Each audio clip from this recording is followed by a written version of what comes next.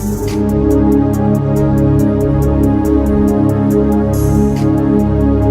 ప్రభువును మన రక్షకుడు అయిన యేసుక్రీస్తు ప్రభు అత్యంత శ్రేష్టమైన నామమున మీ అందరికీ వందనాలు, దేవునికి స్తోత్రాలు. సర్వకృపానిధి అయిన దేవుడు, నీతిమంతుడైన దేవుడు మనలందరినీ ప్రేమించి మరొక నూతన దినమును మన జీవితములలో మనకు అనుగ్రహించినందుకై సమస్త మహిమ, ఘనత, ప్రభావములు యేసయ్యకే చెల్లునుగాక. ఆ సర్వేశ్వరుడు ఈ నూతన దినము కొరకు మనకు అనుగ్రహించిన దేవుని యొక్క వాగ్దానము కృపావార్త. కీర్తనల గ్రంథము 97వ కీర్తన 11వ వచనం. నీతిమంతుల కొరకు వెలుగును, యథార్థ హృదయుల కొరకు ఆనందమును విత్తబడి ఉన్నవి. దేవునికి స్తోత్రం కలుగునుగాక, దేవునికి మహిమ కలుగునుగాక. ప్రభునందు అత్యంత ప్రియమైన దేవుని ప్రజలారా, సహోదరి సహోదరులారా, నీతిమంతుల కొరకు ఆయన వెలుగును, యథార్థవంతుల కొరకు ఆనందమును విత్తిన గొప్ప దేవుడు యేసుక్రీస్తు ప్రభు. ఎవరైతే నీతిమంతులుగా ఉంటారో వారి కొరకు ఆయన వెలుగును విత్తారు. విత్తిన విత్తనం ఏ విధంగా 3వ దినాన్న మొలకెత్తి అది మొక్కగా మారి అది వృక్షంగా మారి ఏ విధంగా అనేకులకు నీడనిస్తూ, అనేకులకు ఫలసాయాన్నిస్తూ, అనేకులకు ఆశీర్వాదకరంగా ఉంటుందో, నీతిమంతులుగా ఉన్నవారికి దేవుడు వెలుగును విత్తారు. వెలుగును విత్తారు.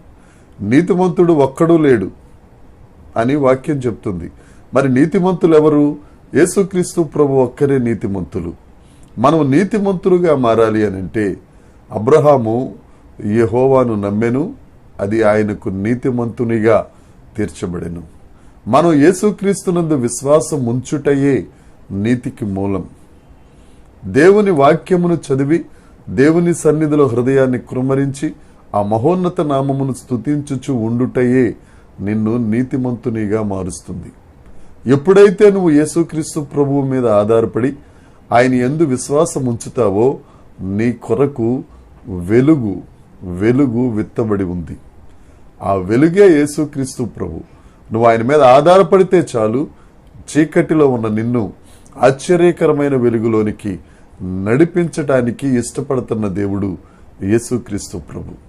నువ్వు ఇప్పుడు చీకటి, నీ అపరాధముల చేత నువ్వు చనిపోయిన వాడవు, నీ పాపముల చేత దేవునికి దూరం అయిపోయిన వాడవు. నా ప్రియ సహోదరి సహోదరుడా, నువ్వు యేసయ్య మీద ఆధారపడితే దేవుడు నిన్ను నీతిమంతునిగా చేస్తారు. ఆ వెలుగు నీలో విత్తి నీ నుండి అనేకులకు వెలుగు ప్రకాశించేటట్లుగా ఈ లోకమునకు వెలుగుగా ఆయన మారుస్తారు. ఆ తరువాత నువ్వు నీతిని వెలుగును కలిగి ఉన్న తరువాత యథార్థవంతుడిగా మార్చబడతావు. యథార్థమైన మాటలు, యథార్థమైన భక్తి, యథార్థమైన విశ్వాసం నువ్వు కలిగి ఉంటే దేవుడు నీ కొరకు ఆనందాన్ని విత్తుతారు. నీతిమంతులుగా ఉంటే వెలుగును, యథార్థవంతులుగా ఉంటే ఆనందమును విత్తే దేవుడు. ఈ లోకంలో 2 రకాల మనుషులు ఉంటారు.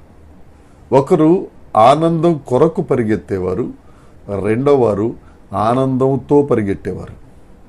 నువ్వు ఏదో గ్రూపులో ఉండాలి. నువ్వు ఆనందం కొరకు పరిగెడితే ఈ ఆనందం శాశ్వతమైనది కాదు. నువ్వు ఆనందముతో పరిగెడితే అది శాశ్వతమైనది, నిన్ను పరలోకానికి చేర్చేది. నీకెన్ని కష్టాలున్నా, ఎన్ని నష్టాలున్నా, ఎంత శ్రమున్నా, ఎంత ఉపద్రవం నీ మీదకి వస్తున్నా, పర్వతమే నీ మీద కూలిపోతున్నా, ఆనందముతో నువ్వు ఉంటే నీ ఆనందం, నీ పెదవుల మీద చిరునవ్వును ఎల్లప్పుడూ ప్రజలు చూచి దేవుణ్ణి మహిమపరిచేటట్లుగా చేస్తుంది.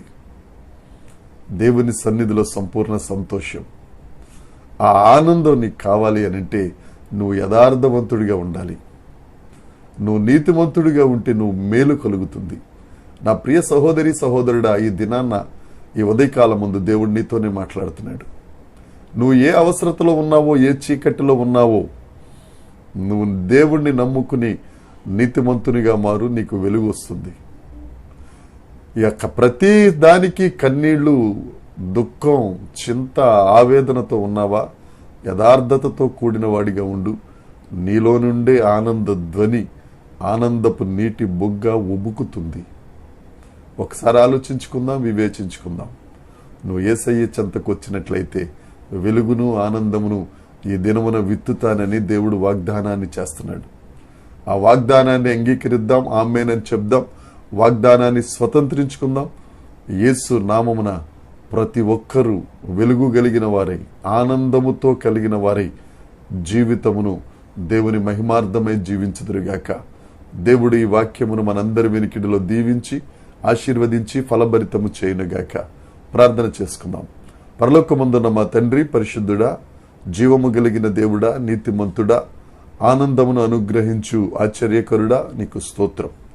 దేవ, నీ ప్రియ బిడ్డల కొరకే నీ సన్నిధిలో నీ సేవకునిగా ప్రార్థన చేస్తున్నాను ప్రభువా. దేవ, చీకటైన వారికి వెలుగును, దుఃఖభరితులకు దేవనైన ఆనందమును అనుగ్రహించండి. దేవ, వారిని నీతిమంతులుగా మార్చండి, యథార్థ జీవితమును అనుగ్రహించండి. ఎందుకనగా నీవే పరిశుద్ధుడవు, నీవే యథార్థవంతుడవు, నీవే నీతిమంతుడవు.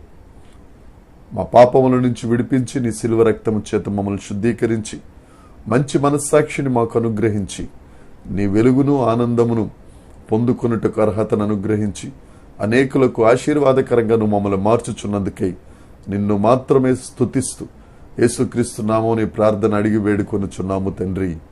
ఆమేన్. దేవుని కృప మనందరికీ తోడై ఉండునుగాక. ఆమేన్, ఆమేన్, ఆమేన్.